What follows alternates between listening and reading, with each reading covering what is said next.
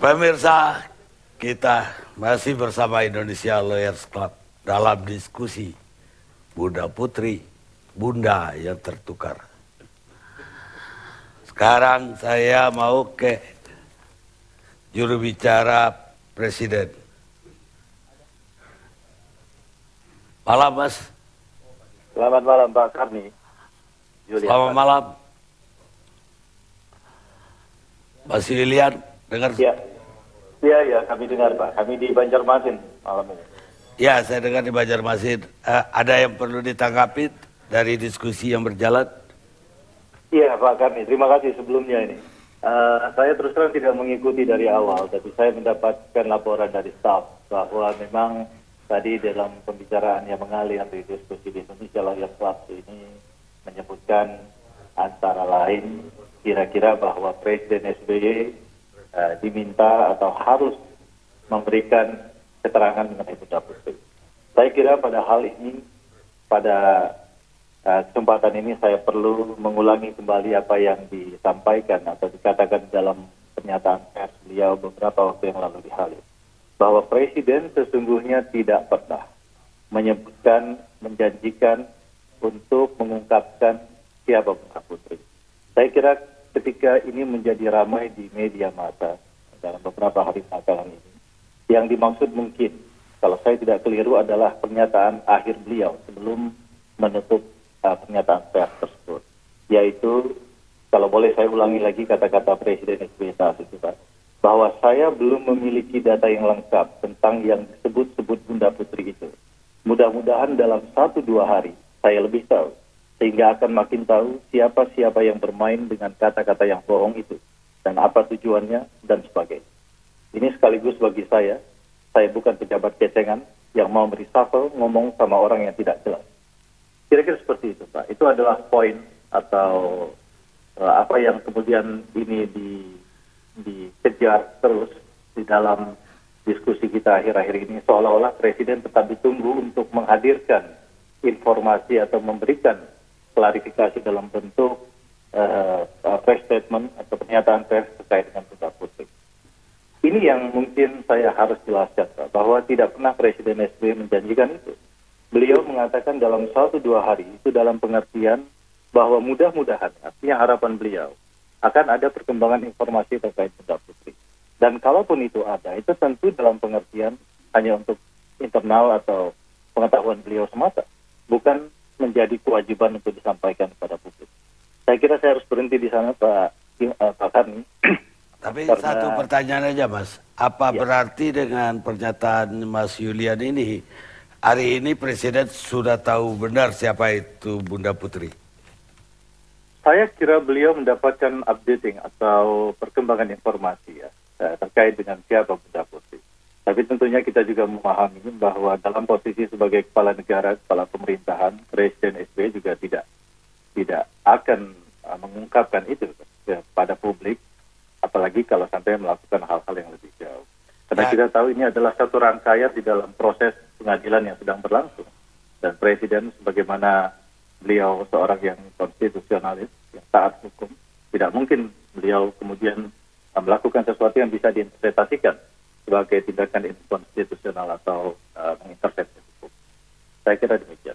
Ya, karena bagi kami juga logikanya, kalau itu istri seorang dirjen, itu 5 menit juga Presiden bisa tahu siapa Bunda Putri tersebut. Apalagi udah dihebohkan oleh media massa seperti itu.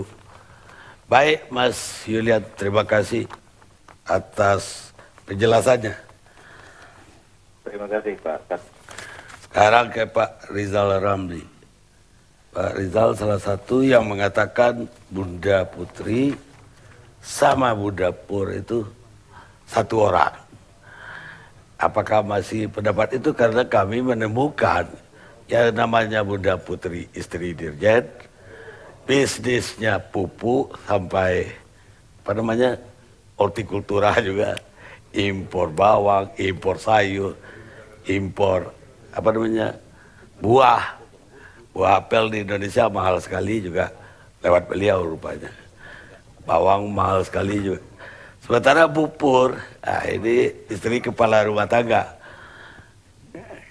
Satu istri dirjen, satu istri rumah tangga, kepala rumah tangga. Bung Karni, Yes. saya nggak pernah menyatakan itu orang yang sama. Oh, nggak pernah. Bahkan justru sebaliknya. Sejak awal kami mengatakan Bunda Putri yang pertama, istri Dirjen ini hanya decoy.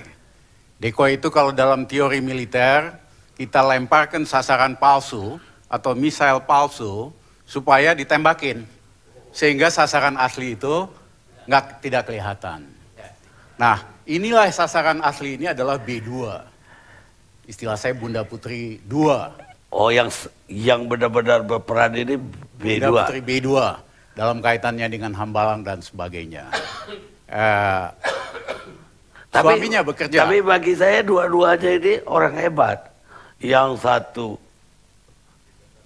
ya di rekaman itu kan kelihatan ketua PKS bisa minta dia hormat sama dia.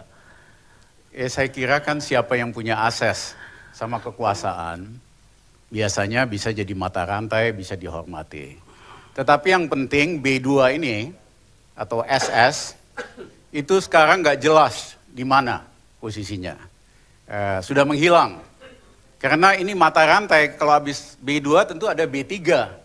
Nah B3 ini di dalam ilmu lingkungan hidup Bung Karni adalah barang berbahaya beracun yang merusak lingkungan hidup.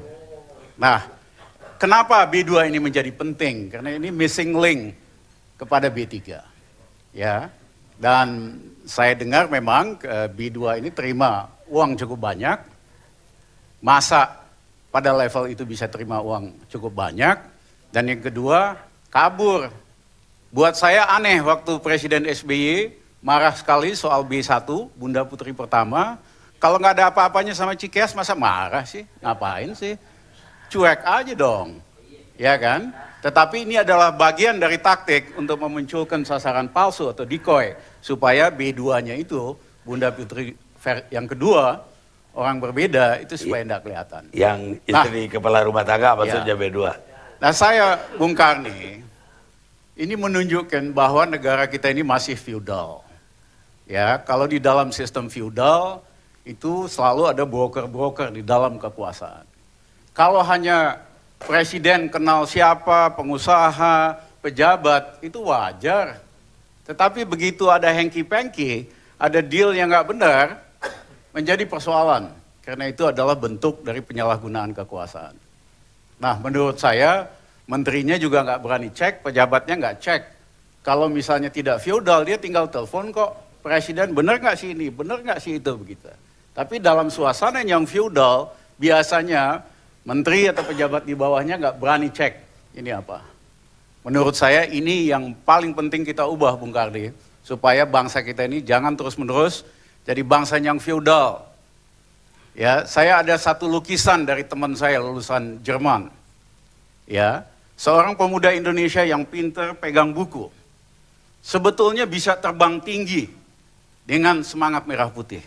Tetapi kakinya dibebani terus oleh dua hal. Satu oleh kaki feudalisme, yang kedua oleh kaki KKN. Nah, selama bangsa kita, pemuda kita dibebani terus oleh KKN dan feudalisme, jangan mimpi ini negara jadi negara besar. Jadi kita harus potong ban dulu daripada feudalisme dan KKN ini. Kasus ini saya lihat dalam konteks itu, bukan soal B1, B2, B3, tetapi bahwa feudalisme itu memunculkan penyalahgunaan kekuasaan. Tadi katanya B2 itu terima duit, kata Bung Rizal Ramli. Dari siapa? Dalam urusan apa? Dalam urusan Hambalang, ya kan. Saya minta KPK untuk memanggil ya Bunda Putri atau panggil ke KPK supaya diinvestigasi. Tapi saya dengar dari sumber yang cukup dipercaya, orangnya sudah tidak di Indonesia. Polisi yang diminta tolong oleh KPK buat nyari itu ogah-ogahan.